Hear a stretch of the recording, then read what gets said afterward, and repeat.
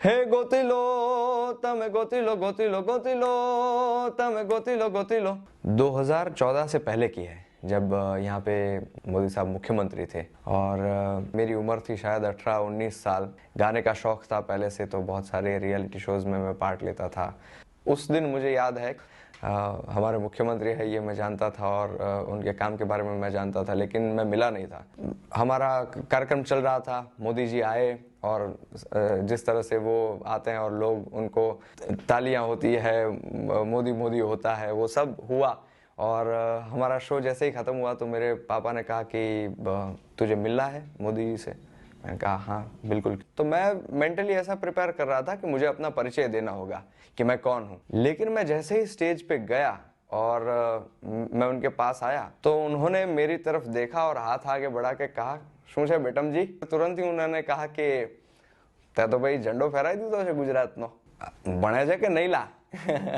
उनकी एक funny style में उन्होंने कहा कि पढ़ता है कि नहीं। उनका एक एम है, एक ध्येय है कि भारत को एक स्थान उन्हें दिलाना है।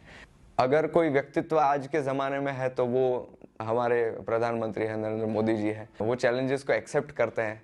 तो उनके लिए मैं 2 लाइन गाना चाहूँगा इसकी।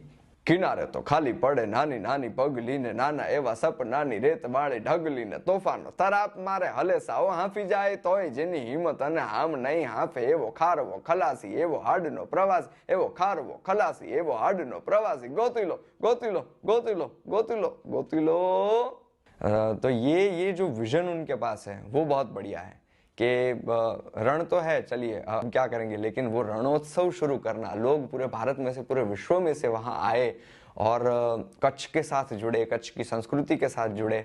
मोदी जी का ये जो थॉट है रण उत्सव का और रण को हाईलाइट करने का, ये उसके पीछे एक बहुत बड़ा जिसे कहते हैं ना फोर्स है।